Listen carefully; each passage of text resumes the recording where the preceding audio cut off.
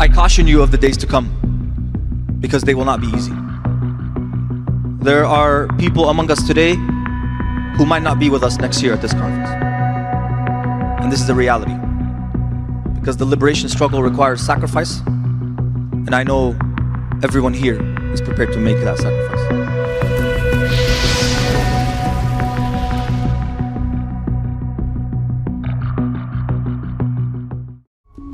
In May 2024, over 100 organizations gathered for the People's Conference for Palestine in Detroit, Michigan.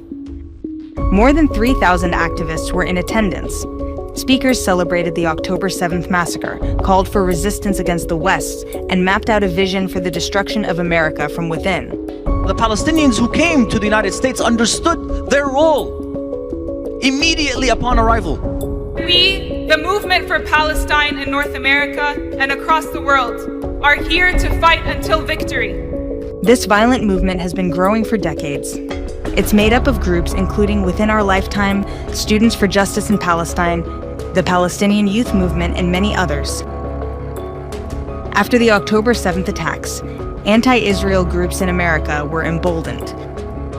They saw the massacre as an opportunity to intensify hostility toward Jews and America. When I think about the USA, it should burn!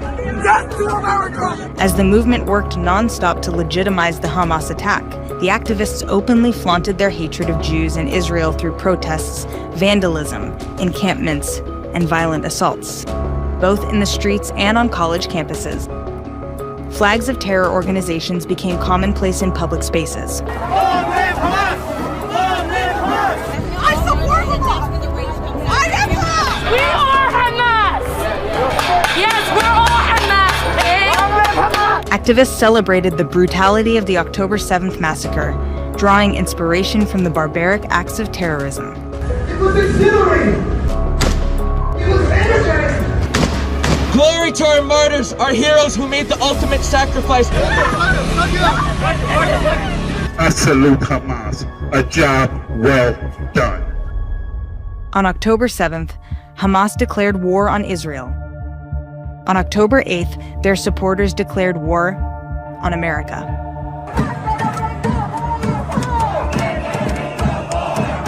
It is time to bring the war home!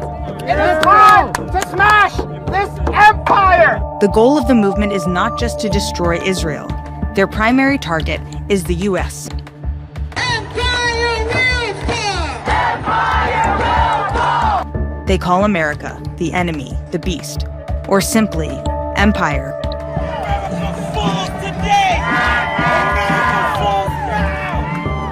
We're in the belly of the beast.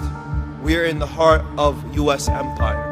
We are here in the belly of the insatiable imperial beast. Here in North America, in the U.S., the belly of the beast, the heart of empire. We have to bring down this empire with 1 million cuts. We will be hitting empire where it hurts most. Bring empire to its knees. Dismantling the heart of empire is not easy, and it won't be rapid. But we know it's possible. This panel, y'all, is talking about what is next. To strike at the heart of empire. The Palestinian American pro-terror movement uses the word resistance as a euphemism for violence. And that resistance is to be accomplished by any means necessary. We will resist by any, all means necessary. All means necessary. The resistance, in all its forms. Resistance, including armed resistance. Normalized armed struggle. They are not terrorists, they are freedom fighters. Our noble, steadfast resistance. Conference speakers outlined their strategy for bringing the war home. I believe our fundamental role is to generate political and social crisis within the American ruling class. Mass mobilizations is the primary tactic. Street shutdowns, bridge and train shutdowns, airport caravans and shutdowns, encampments, building takeovers, targeting of weapons manufacturers, shutting down events. We will be here in the streets, on our campuses, in our classrooms, in our workplaces every day. We have made the situation untenable for the empire's ruling classes and the political establishment. They have created a disruptive movement made up of students and faculty, turning young minds into anti-American extremists. Our movement has helped transform students into revolutionaries. Iran, Hezbollah, Hamas, and other factions that fight American hegemony in the region. People who are 18 and 19 years old on campuses truly understand these ideas now. Protesters target cultural and historical landmarks, seeking to destabilize the foundations of American society. They are openly hostile to law enforcement and engage in violent opposition toward the police.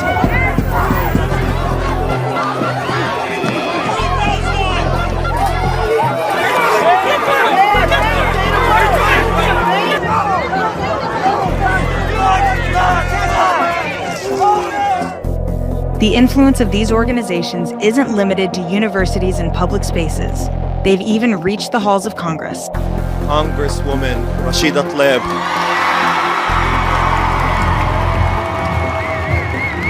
We're gonna move Congress, and we're gonna move the White House. We're not going anywhere. Free, free Palestine! The influence of these violent groups is growing, and they are working towards their goal of dismantling America. Our struggle is a long struggle, and one that stands on the shoulders of thousands of martyrs and thousands of fighters who have committed and who are committing their lives to lay the ground for the revolution we see ahead of us today. Gaza tells us to escalate for it. That can mean so many different things, but what I will tell you is we need to start sacrificing. The threat of violence is not theoretical. In this war of resistance, all Americans are potential targets. We're defending genocide!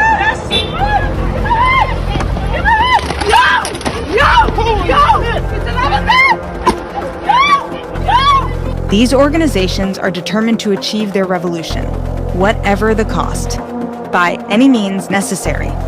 Resistance, by any means necessary. If the enemy refuses to die, it must be killed.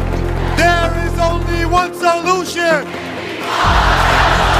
The Palestinian diaspora in North America has committed its martyrs for this cause. Students have brought the war home. It is either victory or death. Either victory or death. They're losing their ability to control us. And this means that now the gloves are off, and quite frankly, anything is possible.